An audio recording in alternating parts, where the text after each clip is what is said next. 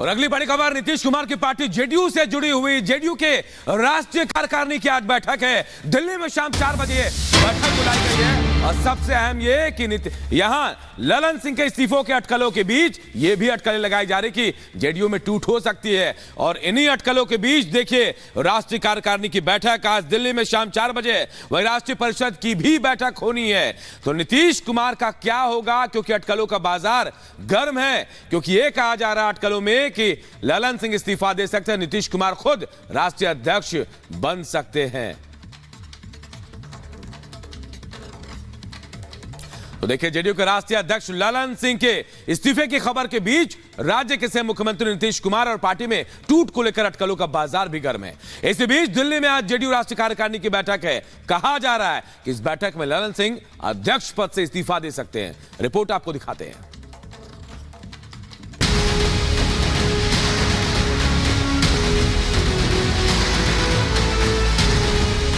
जब से बिहार की राजनीति में जेडीयू के राष्ट्रीय अध्यक्ष ललन सिंह के इस्तीफे की खबर तैर रही है, तब से जेडीयू और राज्य के सीएम नीतीश कुमार को लेकर एक बार फिर अटकलों का बाजार गर्म है।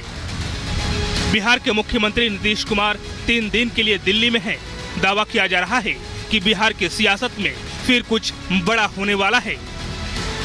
दरअसल ललन सिंह की विदाई की खबरों ने इसे और हवा दी है, क्योंकि कहा जा रहा है कि ललन सिंह लालू के इशारे पर चल रहे थे, पार्टी में बड़ा खेल करने वाले थे, लेकिन नीतीश ने इसे समय पर भांप लिया। इस बीच आज जेडीयू की बड़ी बैठक होने वाली है। आज दिल्ली में जेडीयू की राष्ट्रीय कार्यकारिणी की बैठक है। कहा जा रहा है कि इसी बैठक में ललन सिंह इस्तीफा देंगे। 29 दिसंबर को राष्ट्रीय कार्यकारिणी और राष्ट्रीय परिषद की बैठक है। पार्टी के राष्ट्रीय कार्यकारिणी और राष्ट्रीय परिषद की बैठक हो रही है। इतनी बड़ी बैठक किसी बड़े फैसले को लेकर ही होती है। ये बैठक भी दिल्ली में हो रही है, जिसके बड़े सियासी मायने हैं। देखिए, ललन सिंह इस्तीफा दें या ना दें, हटे या ना हटे, लेकिन जदयू की दुर्गति को कोई रोक नहीं सकता। ललन सिंह से जनता दल यू के 90% जो एमएलए और एमपी वो नाराज हैं, जिलाध्यक्ष नाराज हैं, जो प्रदेश अध्यक्ष उनका उनसे बनता नहीं है। नीतीश कुमार ललन सिंह को सम्मान भी दिया, ललन सिंह को एक तरह से इस्तीफा लेकर के उनकी बेइज्जती भी कराया। क्या लगता है कि बीजेपी के साथ बीजेपी में कोई लोचा नहीं है? कोई उम्मीद नहीं है, सारे दरवाजे बंद।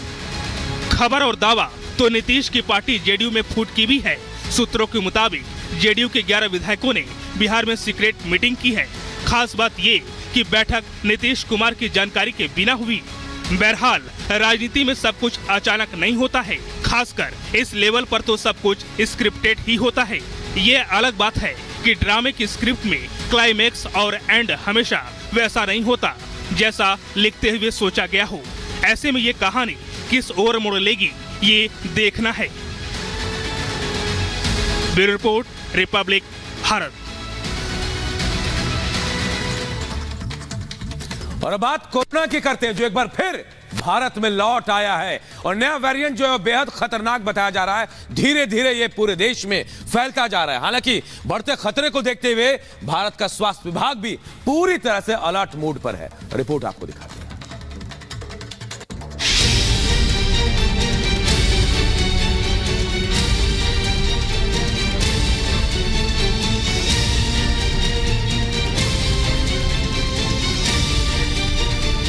अगर आप ये मान चुके हैं कि कोरोना खत्म हो चुका है, तो जरा सावधान हो जाइए, क्योंकि कोरोना के खिलाफ आपकी लड़ाई अभी खत्म नहीं हुई है। कोरोना एक बार फिर देश में दस्तक दे चुका है, और वो भी नए वेरिएंट के साथ। कोरोना का नया वेरिएंट पहले से भी ज्यादा खतरनाक है, जिसे लेकर स्वास्थ्य मंत्रालय फिर से अलर्ट मोड में आ चुका है। कोरोना का नया वेरिएंट देश की राजधानी दिल्ली में भी दस्तक दे चुका है। दिल्ली के स्वास्थ्य मंत्री सौरभ भारद्वाज ने कोरोना के नए वेरिएंट के एक केस की पुष्टि की है।